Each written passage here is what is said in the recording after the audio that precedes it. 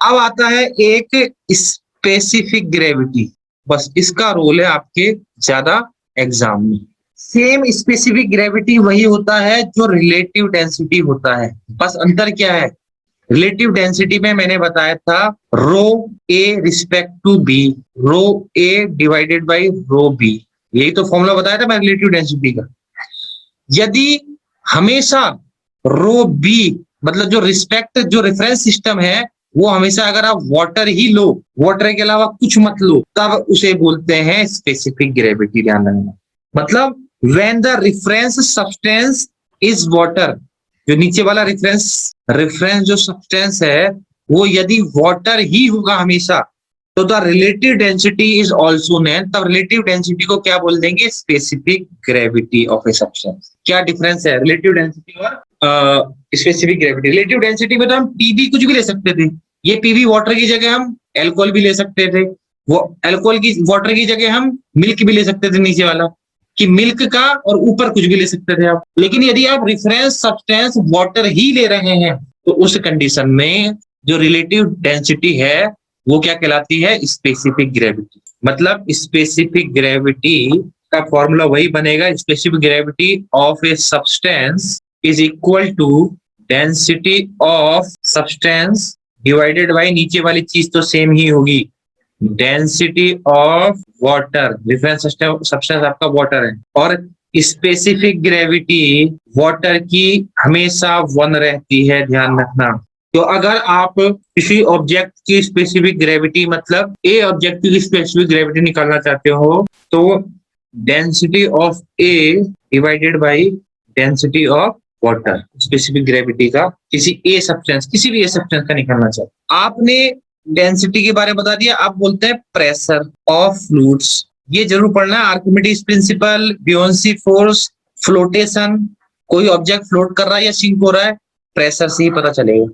देखो, जब भी कोई ऑब्जेक्ट वाटर में डुबोया जाता है तो वो 3 चीजें करेगा, या तो वो यहाँ पर रहेगा, ये ऑब्जेक्ट मतलब यहाँ पे तैर रहा होगा, या वो ऐसी कंडीशन में रहेगा, या वो अंदर चला जाएगा।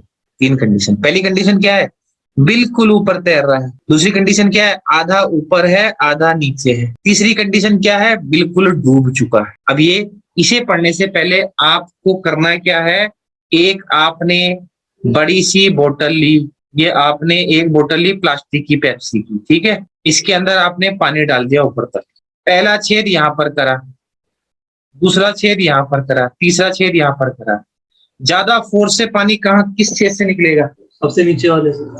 कारण क्या है, ग्रेविटी। और भैया ग्रेविटी तो यहाँ भी लग रही है, यहाँ भी लग रही है, यहाँ भी लग रही है, प्रेशर है ना ऊपर वाले पानी का।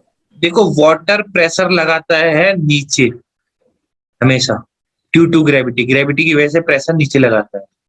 तो वाटर समझ लो ये एक कंबल है, दूसरा कंबल है, तीसरा कंबल है, चौथा कंबल है, पांचवा कंबल है, छठा कंबल है, सातवां कंबल है, यहाँ आप लेटे हुए हो, तो ये सारे कंबल प्रेशर लगा रहे हैं नीचे को, तो ज्यादा प्रेशर कहां पर होगा, नीचे, एज कंपेयर टू यहाँ पे सिर्फ इतना वाटर प्रेशर लगा रहा है, इतना वाटर, लेकिन यहाँ पर क्या है, इतना सारा वाटर, ये जितना भी वाटर है ये सब का सब वाटर नीचे की तरफ प्रेशर लगा रहा है। तो हमेशा प्रेशर कहां पर होता है, नीचे की तरफ सबसे ज्यादा, और ऊपर की तरफ लो प्रेशर होता है, क्योंकि इतने ही तो एरिया, कोई भी एयर, ये वाटर के मॉलिक्यूल क्या H2 है, H2 नीचे की तरफ प्रेशर लगा रहा है ड्यू टू ग्रेविटी, यही तो फ्लूइड प्रेशर है नीचे की तरफ। इसका मतलब इसका फ्लो ज्यादा हुआ क्योंकि ज्यादा प्रेशर था ऊपर, ये सारा प्रेशर नीचे की तरफ था, इसका थोड़ा कम, इसका थोड़ा कम, तो ये तो फ्लूइड के द्वारा लगाया गया प्रेशर है। लेकिन यदि कोई ऑब्जेक्ट, जैसे एक बाउल लिया आपने, मान लीजिए इस बाउल के अंदर पानी है, इसमें मैंने 2 ग्राम का कॉइन डाल दिया और 2 ग्राम का टीटी की बॉल डाल दी, तो वजन तो दोनों का सेम था, तो कौन सा नीचे जाएगा, कौन सा नीचे, कारण कॉइन नीचे जाएगा, वेरी गुड, कारण डेंसिटी ज्यादा है सर उसकी, किसकी, कॉइन की, किससे ज्यादा है, ज्यादा है, मतलब सर बॉल से, बॉल से या पानी से, सर पानी से। चलो देखेंगे अभी आगे ये बात ध्यान रखना, आगे देखेंगे, ठीक है, कि किसकी ज्यादा है। एक डूब जाता है क्योंकि मास दोनों का सेम है। देखो वॉल्यूम की बात आ रही है सबसे पहले, डेंसिटी कम है या ज्यादा ये भी देखेंगे। वॉल्यूम किसकी ज्यादा है, सिक्के की या बॉल की? सर सिक्के की डेंसिटी ज्यादा है। सिक्के का मास 2 ग्राम, वॉल्यूम मान लो कुछ भी मान लेते हैं वॉल्यूम। वॉल्यूम ज्यादा किसकी होगी, सिक्के की या बॉल की? अरे वॉल्यूम किसकी ज्यादा होगी, कौन ज्यादा एरिया घेर रहा है, कौन ज्यादा बॉल। जगह? बॉल। तो वॉल्यूम ज्यादा इधर हो गई, इसका मतलब 2 ग्राम डिवाइडेड बाई मान लो वॉल्यूम 5 हो गई, और 2 ग्राम डिवाइडेड बाई वॉल्यूम 2 हो गई।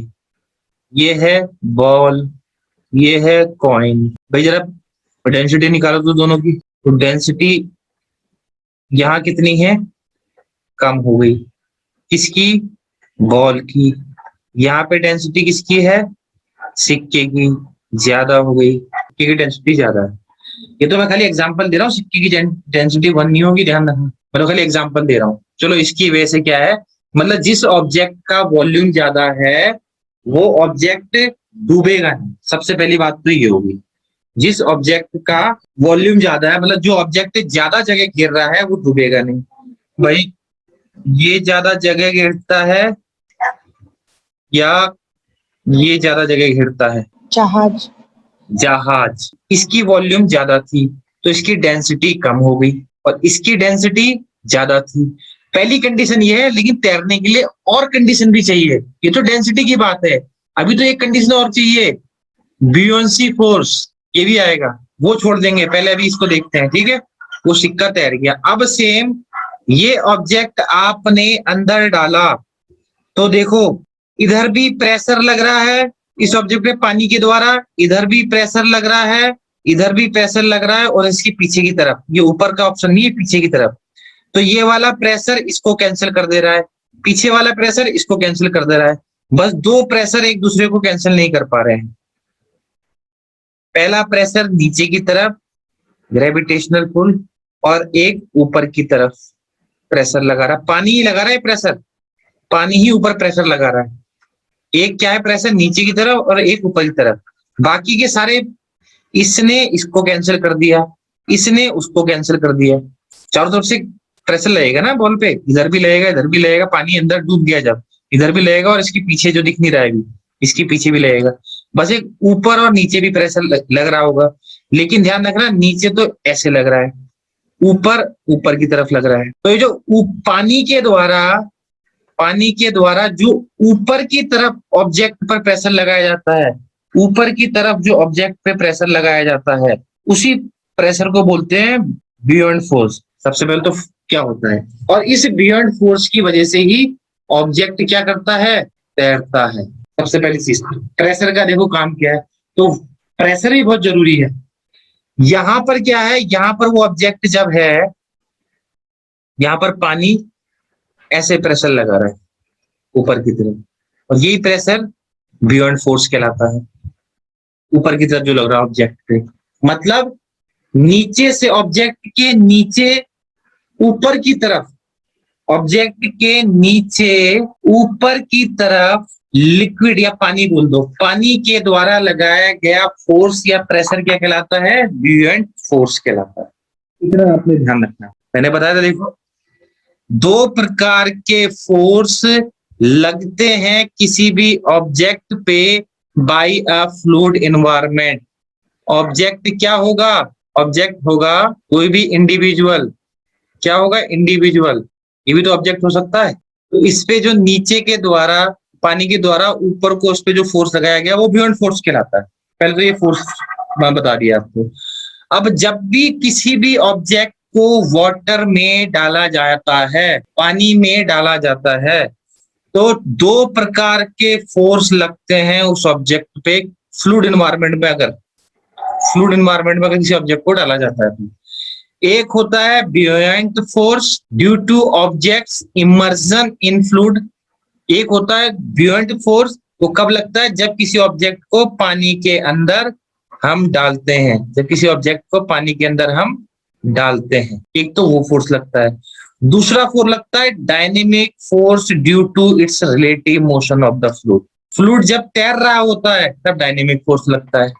मैंने बताया भी था स्टैटिक फोर्स और डायनेमिक फोर्स का, स्टैटिक और डायनेमिक क्या बोलते हैं वहां पे। अब फ्लूइड तैर रहा है, उस समय दो फोर्स लगते हैं, डायनेमिक फोर्स और दो फोर्स होता है। देखो बियॉन्ड फोर्स क्या होता है, फोर्स ड्यू टू इमर्जन। जब किसी ऑब्जेक्ट को इमर्स करते हैं वाटर में, तब उस पे वाटर के द्वारा ऊपर की दिशा में लगाया गया फोर्स बियॉन्ड फोर्स कहलाता है। इसके अलावा भी एक फोर्स है जिसे बोलते हैं डायनेमिक फोर्स।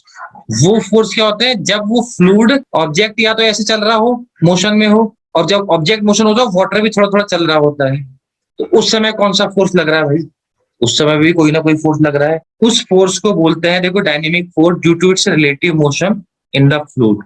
तो इसका मतलब एक है बियॉन्ड फोर्स, एक है डायनेमिक फोर्स। यहाँ लिखते हैं थोड़ा साफ समझ में आएगा। जब फ्लूइड में किसी भी ऑब्जेक्ट को इमर्स करते हैं, डालते हैं फ्लूइड एनवायरनमेंट पे, तो एक तो बियॉन्ड फोर्स लगता है। ये बियॉन्ड फोर्स लगता है due to immersion, due to immersion. Immersion मतलब जब अंदर डालते हैं, भाई ये पानी तैर रहा है, ये सारा पानी तैर रहा है, यहाँ पे आपने गेंद रखी, ऊपर से फोर्स लगाया, तो फोर्स लगा रहे हो, बॉल यहाँ पहुंच जाएगी, शिंक हो गई। शिंक हो रही है जब ऊपर से आप फोर्स लगा रहे हो, जैसी फोर्स हटाओगे ये एकदम ऊपर को कैसे आ रही है, ये सबको दिख रहा होगा। ये है पानी और ये है पिंग पोंग बॉल, मान लो अभी ये तैर रही है, इस पे जब मैं ऊपर फोर्स लगाऊंगा, तो देखो मैंने फोर्स लगाया, दोनों उंगलियों से फोर्स लगाया, पानी के अंदर डाल दी गेंद, दिख रही है सबको। अब जैसे ही मैं फोर्स छोड़ता हूं, ऊपर कैसे आ गई भाई, बॉल तो नीचे है, देखो ऊपर कैसे आ रही है, दबाने के बाद ऊपर। हाँ, पानी नीचे से फोर्स लगा रहा है ऊपर की तरफ, इस बॉल पर पानी नीचे से फोर्स लगा रहा है ऊपर की तरफ। तो यही जो पानी के द्वारा लगाया गया फोर्स ऊपर की तरफ है, इसे बोलते हैं बियॉन्ड फोर्स। सबसे पहले ध्यान रखना बियॉन्ड फोर्स होता है क्या, इतना समझ में आया बियॉन्ड फोर्स। तो buoyant force due to immersion, due to immersion, आप इमर्स कर रहे हैं किसी चीज को, नेट में पूछेगा ये, ड्यू टू इमर्जन, ये होता है बियॉन्ड फोर्स। सबसे पहली चीज कि इमर्जन, जब इमर्स करते हैं किसी को, तो पहला फोर्स हो गया। दूसरा फोर्स क्या है, दूसरा फोर्स होता है डायनेमिक फोर्स। ये आप ध्यान रखना, ये तब होता है जब मोशन हो रहा होता है, जब मोशन हो रहा होता है। देखो dynamic force due to its relative motion in the fluids, मतलब एक तो बियॉन्ड फोर्स है due to objects immerse in the fluid, and dynamic force due to its relative motion in the fluid.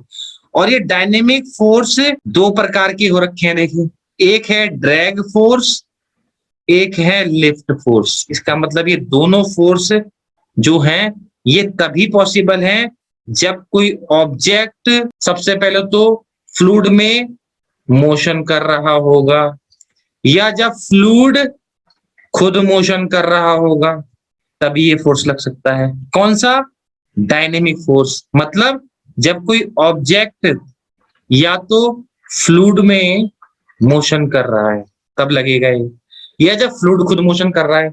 और beyond force on the other hand always act vertically, net वाला question भाई। Beyond force हमेशा vertical direction में लगने वाला force होता है, ठीक है, मतलब अपवर्ड डायरेक्शन में लगने वाला फोर्स होता है, और वो किसी ऑब्जेक्ट पे लगता है ऊपर की तरफ वर्टिकल डायरेक्शन में, अपवर्ड। इसीलिए इसे आप थ्रस्ट भी बोलते हैं, आप थ्रस्ट फोर्स भी बोल सकते हैं। और ये तभी होगा जब किसी ऑब्जेक्ट को, देखो बियॉन्ड फोर्स हमेशा वर्टिकल लग रहा है, ऊपर की तरफ लग रहा है, किसी ऑब्जेक्ट पे लग रहा है।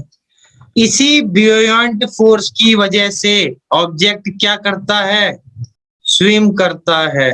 और जब किसी ऑब्जेक्ट को आप फ्लूइड में डाल रहे हैं, इस ऑब्जेक्ट को, मान लो ये ऑब्जेक्ट फ्लूइड में डाला, तो इस ऑब्जेक्ट का जितना वेट है, वेट मतलब mg, W बराबर mg तो होता है भाई, इसका, इस ऑब्जेक्ट का मास और जितना फोर्स नीचे ग्रेविटी के द्वारा लग रहा है, तो वो वेट कहलाता है।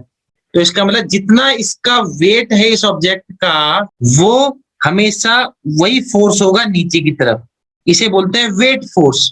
जितना वेट है इस ऑब्जेक्ट का वो नीचे की तरफ लगेगा पानी में, और बियॉन्ड फोर्स ऊपर की तरफ लगता है। तो भाई कौन सा फोर्स ज्यादा होने पे ऑब्जेक्ट तैरेगा?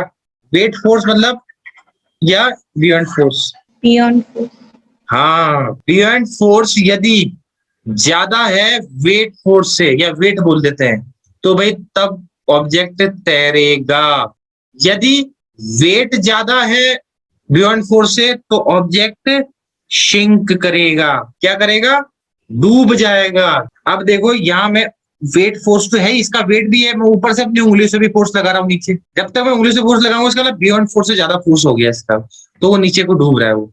जैसी फोर्स छोड़ूंगा, जैसी फोर्स छोड़ूंगा, तो अगर बियॉन्ड फोर्स ज्यादा है वेट से तो भाई ऑब्जेक्ट तैरेगा ही तैरेगा। तो ये ध्यान रखना, ब्यूएंसी क्या होती है? Upward force acting on an object immersed in a liquid is called buoyant force. इसका मतलब ब्यूएंट फोर्स सिर्फ लिक्विड वाले फ्लूइड में ही लगता है, एयर वाले फ्लूइड में ब्यूएंट फोर्स नहीं लगता है। दूसरी line, due to upward buoyant force exerted by the liquid the weight of an object appears to be less in the liquid and then its actual weight in the air। आप कभी खुद देखना, एक आदमी जो 100 किलो का है वो पानी के अंदर अगर डूबा होगा ना, तब उसको आप उठा के देखना, उसका वजन बहुत कम लगेगा। क्यों लगता है भाई वजन कम? क्या कारण है? Buoyancy force. ये पूरा पानी है, यहाँ पर पूरा पानी है, ठीक है, ये बंदा डूबा हुआ है, मैं यहाँ पे खड़ा हूँ और मैंने अपने हाथ से इसे उठाने की कोशिश करी अंदर में, तो ये वजन कम उठाऊंगा मैं ऊपर की तरफ ही, और मुझे एक और फोर्स सपोर्ट कर रहा है बियॉन्ड फोर्स, तो मुझे इस बंदे का वजन हल्का लगेगा, क्योंकि ये अलग से मुझे हेल्प कर रहा है ना, इसलिए हल्का लग रहा है। ये फोर्स भी तो हेल्प कर रहा है, इसलिए हल्का लग रहा है मुझे। पानी के बाहर ज्यादा वजन लगेगा। और the upward force exerted by the liquid is called upthrust. Upthrust भी बोला जाता है बियॉन्ड फोर्स को, ये आपने ध्यान रखना है। Upward beyond force exerted by the liquid, the weight of an object appears to be less in the liquid than the actual weight of the air। तो इसका मतलब buoyant force, नेट में क्वेश्चन आएगा, buoyant force exerted by object, water, container या all the above। क्या बोलेंगे आप? क्या आंसर आएगा नेट में पूछ लिया तो? buoyant force किसके द्वारा लगाया जाता है? वाटर के द्वारा। वाटर। भाई बियॉन्ड फोर्स वाटर के द्वारा लगाया जाता है हमेशा, ऑब्जेक्ट के द्वारा नहीं लगाया जाता है, वाटर के द्वारा लगाया जाएगा, कंटेनर के द्वारा नहीं लगाया जाएगा। कंटेनर मतलब स्विमिंग पूल का कंटेनर जो है, या ये जो कंटेनर है, इसके द्वारा भी नहीं लगाया जाएगा, भाई वाटर के द्वारा लगाया जाएगा। अगर ये पूछता कि बियॉन्ड फोर्स एक्सर्टेड बाय, अब 4 ऑप्शन दिए होते, पहला option object vertically, water vertically, water horizontally, object horizontally. आप क्या बोलते हैं? आप आंसर देते?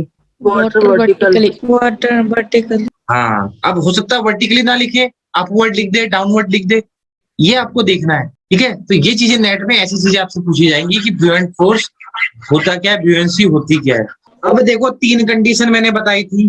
पहली कंडीशन में पानी यहाँ तक भरा, मान सेम ही है, इसमें पानी डाल देते हैं। तीसरी कंडीशन में पानी डाल देते हैं। एक ऑब्जेक्ट तो यहाँ पर है, दूसरा ऑब्जेक्ट यहाँ पर है, आधा डूबा हुआ है, तीसरा ऑब्जेक्ट यहाँ पर है। अब भाई इस कंडीशन में ब्यूएंट फोर्स की वैल्यू वेट क्या होगी? ब्यूएंट फोर्स ज्यादा होगा, कम होगा, क्या होगा? भाई ये 3 कंडीशन है, कंडीशन ए, कंडीशन बी, कंडीशन सी। पहली कंडीशन में क्या था?